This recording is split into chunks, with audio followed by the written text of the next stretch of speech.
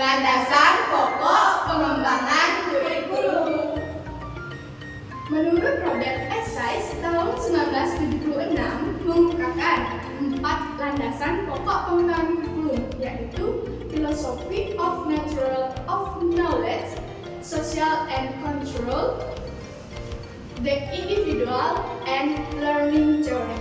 Dengan berpedoman pada 4 landasan tersebut, maka perencanaan dan pengembangan suatu bangunan kurikulum, yaitu pengembangan pendidikan, pengembangan isi atau materi, pengembangan proses pembelajaran, dan pengembangan komponen evaluasi, harus didasarkan pada landasan filosofis, psikologis, sosial dan budaya, serta ilmu pengetahuan dan teknologi atau IPTEK.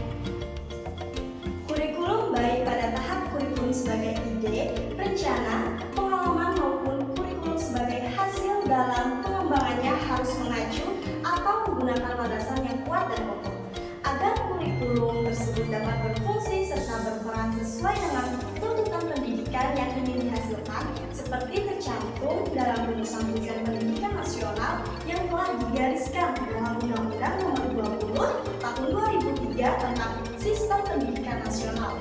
Pada prinsipnya, ada 4 landasan pokok yang harus dijadikan dasar dalam setiap pengembangan kurikulum, yaitu pertama, landasan filosofis, kedua, landasan psikologi, yang ketiga, landasan sosial dan budaya, serta landasan IPTEK. 4 landasan pokok yang harus dijadikan dasar dalam setiap pengembangan kurikulum yaitu landasan filosofis, yaitu asumsi-asumsi hakikat realitas, hakikat manusia, hakikat pengetahuan, dan hakikat nilai yang menjadi titik tolak dalam pengembangan kurikulum. Landasan psikologis adalah asumsi-asumsi yang bersumber dari psikologis yang dijadikan titik tolak dalam pengembangan kurikulum. Ada 2 jenis psikologis harus menjadi acuan, yaitu psikologis pengembangan dan psikologis belajar. Yang ketiga adalah landasan sosial budaya, yaitu asumsi-asumsi yang bersumber dari sosiologi dan antropologi yang dijadikan titik tolak dalam mengembangkan kurikulum. Karakteristik sosial budaya di mana peserta didik hidup berimplikasi pada program pendidikan yang akan dikembangkan.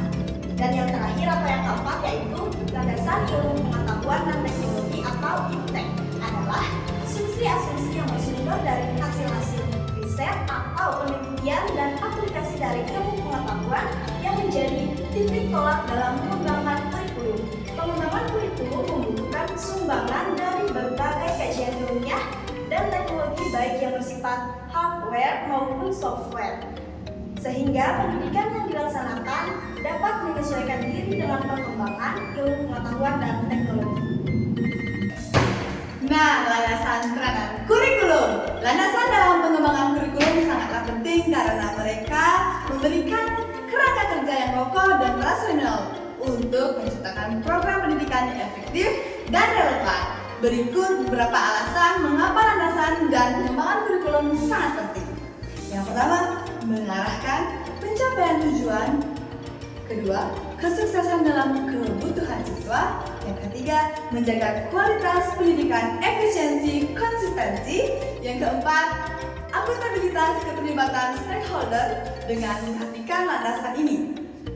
Pengembangan kurikulum dapat merancang program pendidikan yang lebih kuat sesuai dengan konteks dan kebutuhan pendidikan saat ini, dan juga dapat membantu meningkatkan hasil pendidikan bagi siswa. Nah, oke, jadi di sini saya akan membawakan materi yang ketiga, yaitu tentang peran landasan dalam kurikulum. Yang pertama ada peran landasan filosofis. Yang kedua, peran landasan psikologis. Yang ketiga, landasan sosial dan budaya. Dan serta yang keempat, iptek dalam pengembangan kurikulum.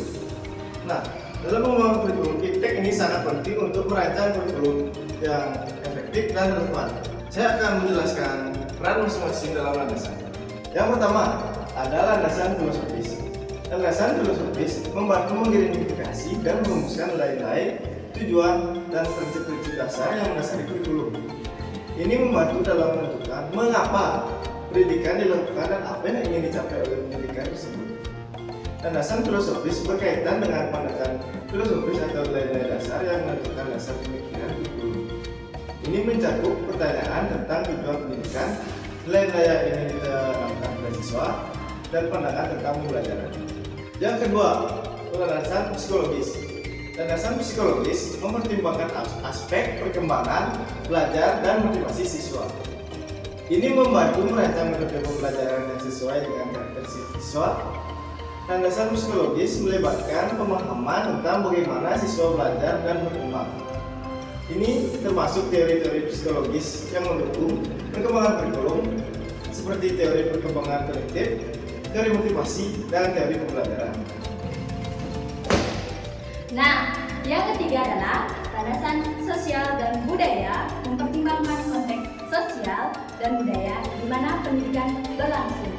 Ini melibatkan pemahaman tentang peran budaya, nilai-nilai dan norma-norma sosial dalam pendidikan. Inklusi, keadilan, dan keragaman adalah faktor penting dalam landasan ini. Yang keempat adalah landasan iptek, mencakup perkembangan ilmu pengetahuan dan teknologi terbaru yang dapat digunakan dalam pembelajaran. Ini termasuk teknologi pendidikan, sumber daya digital, dan penemuan-penemuan terbaru dalam berbagai bidang ilmu. Pengembangan kurikulum yang efektif seringkali menggabungkan elemen-elemen dari keempat landasan ini untuk menciptakan kurikulum yang relevan, berpusat pada siswa, dan sesuai dengan tujuan pendidikan yang diinginkan. Landasan ini membantu merumuskan visi dan misi pendidikan serta menentukan bagaimana kurikulum dapat dirancang dan dievaluasi secara efektif. Nah, itu apa maksudnya? Itu begini.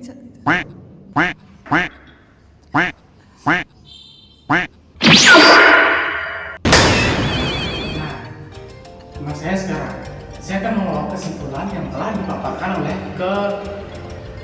kelima rekan saya. Nah, jadi kesimpulan yang saya dapat sampaikan seperti ini. Dapat disimpulkan bahwa pengembangan kurikulum merupakan proses yang kompleks dan penting dalam dunia pendidikan. Kurikulum harus didasarkan pada berbagai landasan, termasuk landasan filosofis, landasan psikologis, landasan sosial dan budaya, dan landasan iptek. Selain itu, pengembangan kurikulum harus mempertimbangkan kebutuhan siswa, tujuan pendidikan, konteks sosial, dan perkembangan ilmu pengetahuan dan teknologi. Dengan menggabungkan landasan ini secara baik, kita dapat menciptakan kurikulum yang relevan, efektif, dan sesuai dengan tuntutan zaman.